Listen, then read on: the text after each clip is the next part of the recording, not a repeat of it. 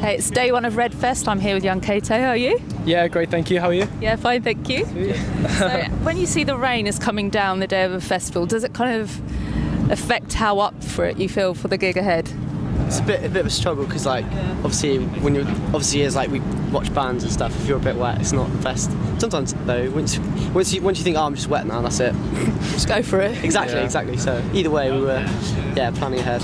You always think in the back of your mind, is it going to like diminish kind of the crowd numbers? But I think if people want to see you, they'll watch for it, like rain or shine. Do you know what I mean? They don't mind. Now, a few days before your festival appearance, do you have sleepless nights? Do you stay awake just thinking, oh God, am I going to forget that chord or something like that? Not at all. We actually had this conversation the other day. It's only actually when you think about what you're doing, it's kind of like driving. If you think, what am I actually doing? And that's when you like mess it up. Freaks you out. Yeah, so it's best just to be like cool and collected about it. Like autopilot sort of thing. Yeah, exactly. It's second nature after a while, so. Yeah.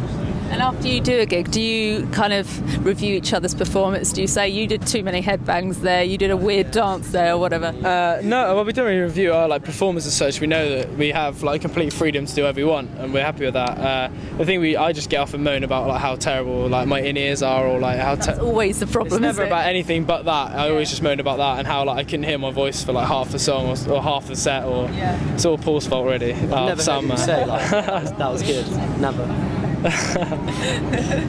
Yeah, so I have a little moan, but then I get over it and we have a good time, so it's all good. So even if it's not the best, you can kind of snap back quite quickly and just carry on? Yeah, there's a sense of like professionalism in it anyway, where if you look like, if people are watching you on stage like doing something that you love or you're supposed to love and you've got a face like a slapped ass, who really would invest in your music?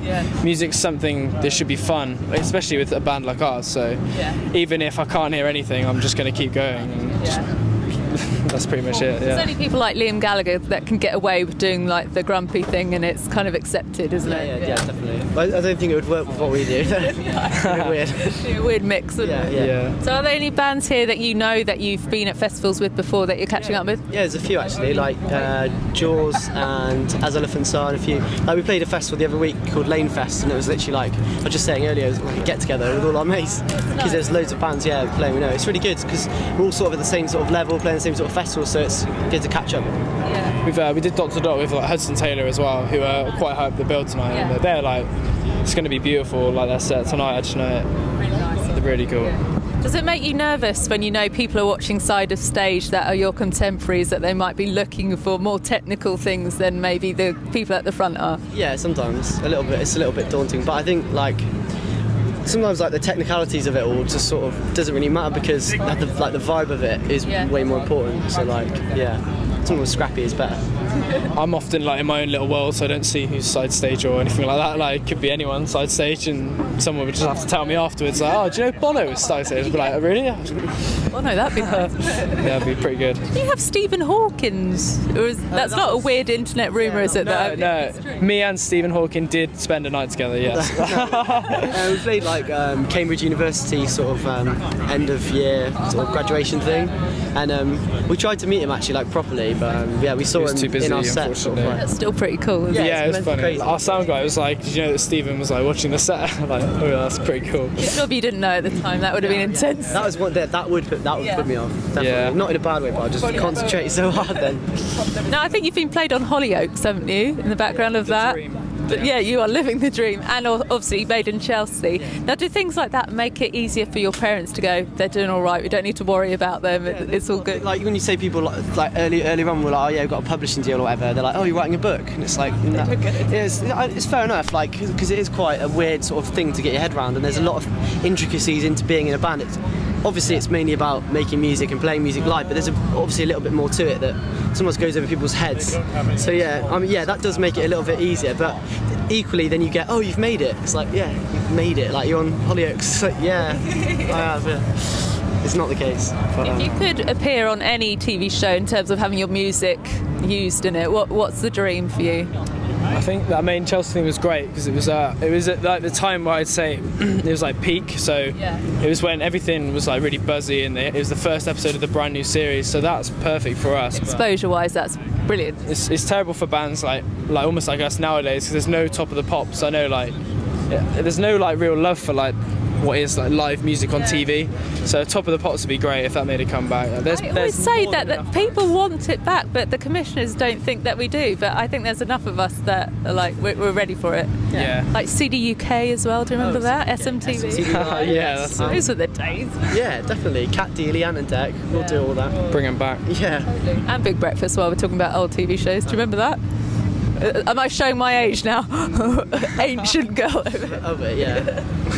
Now your EP's coming out in just a few days, isn't it? Well, the pre-order, yeah. For the whole EP, so that's going to be good. Yeah. Any nerves about it, or are you just so proud of it, you're just ready to get it out there? I was just saying in the van earlier, like, guys, what if everyone just doesn't like it and we're just sort of wrapped up in it so much we're like just not hearing. I was saying, like, you know, people that audition on the X Factor and they're actually really bad. Deluded. What are you actually hearing? Yeah. It's kind of like, what if we've done that?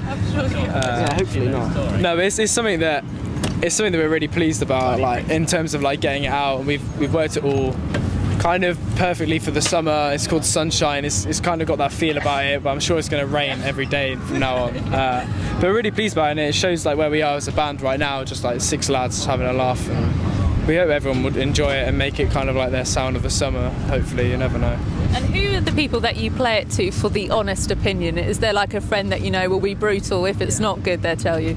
I kind of got my dad. He's pretty brutal. Our manager's pretty bad. Our manager's really brutal. Yeah. Well, you need those people though. Like, if you're just surrounded by yes people, which we sort of have a little bit in the bus, it just doesn't mean anything. It's good to like take stock of stuff, and if it is crap, you need to tell us. Before it's too late. Exactly. I mean, obviously we are our own biggest critics, but it's sometimes, like I was saying, if you're like immersed in band thing, to get an external pair of ears or like just a different look on it is really like healthy and like fresh for us, so it's good.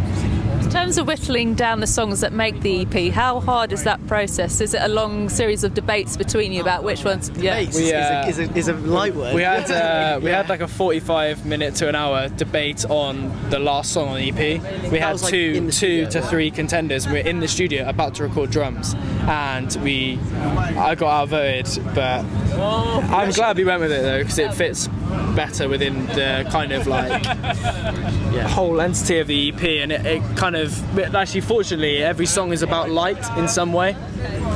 Like, completely coincidental. We didn't. So choosing that one was a good shout actually. So I forgive and forget. We were gonna. There was this guy in the studio that was doing like a bit of work experience, a bit of engineering or whatever, and it's like, what was he, like 12? 13? His name was Bob, and he's about 13 years old, and we just put it down to him. We let him have a vote. We're like, come on, Bob, you're in. Well, to be fair, if he chose the wrong one, I probably would have killed him. But Bob chose the right one. Did you get a credit in the EP? Oh, he will. Yeah, we'll work him in there. The EP is actually called Bob, so. Now, have you picked the cover design yet, or is that still happening? Yeah, you've picked our fans to sort of. Saw that. We wanted to get everyone involved, so we thought, why not them do it? Because like the whole thing with like selfie, I'm pretty sure it's in the dictionary now and stuff like that. So it's like a big thing. So we thought, well, let's just get everyone involved and see what they come up with. That's a risky approach. We had like well over like 500, easy well over 500 like different people sending them in, which is great. Which means there was more to choose from, which made it harder. And we kind of, even now, like on the way here, we were still arguing, but it's definitely there, isn't it? Yeah, like, we've got a mock-up. We definitely have a winner, and they'll be announced like very soon. What a privilege if you're that person. It's pretty cool. We promised tickets for life as well, so she'll get it. Should have been.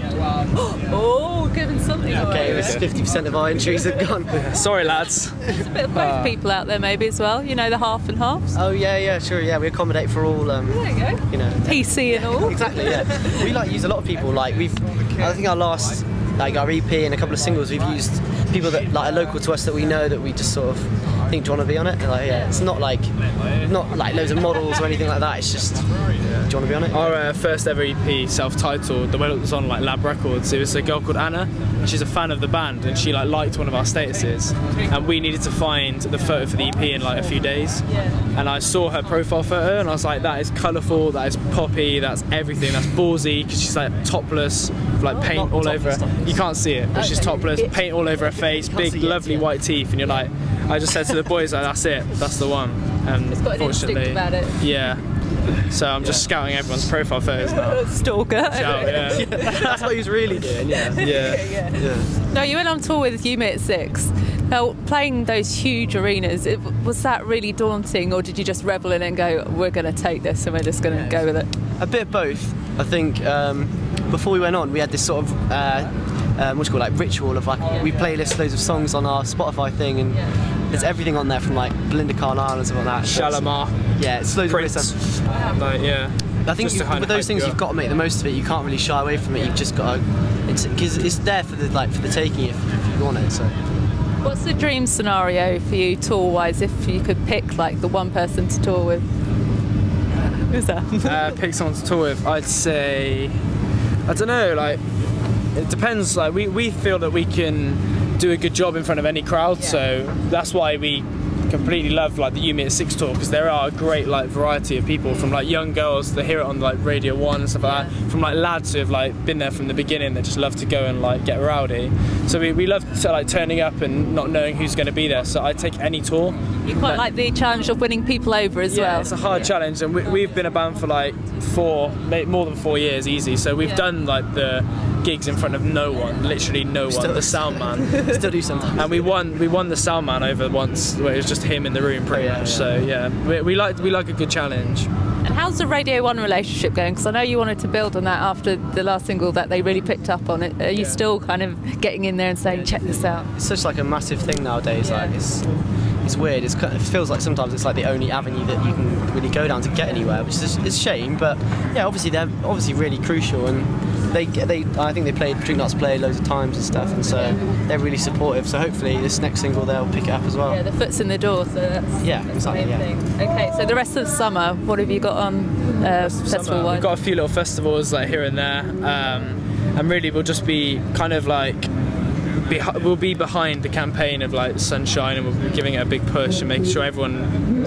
can hear it. We've actually recorded the video, haven't we? Yeah. Ooh, can you give me a tip of the treatment or anything like that? The clue would be that we're not actually in it. Yeah, which is cool. Give away too much. You have to watch it. Yeah, because we haven't it's seen it. It's gonna be great though. Yeah, it's gonna be great. Did you not want to be in it? Do you find that uncomfortable, or was it just a good treatment? Yeah, it just seemed to fit really well, and we thought like it just seemed to detract from the main sort of like theme of it to randomly have us in it. If it fitted, yeah, great and fun. But it didn't really. We've not done that before, so we thought, why not? To mix it up a bit. Yeah. Give you the day off. We'll be in the next one after. Okay. Okay. Well, thank you very much.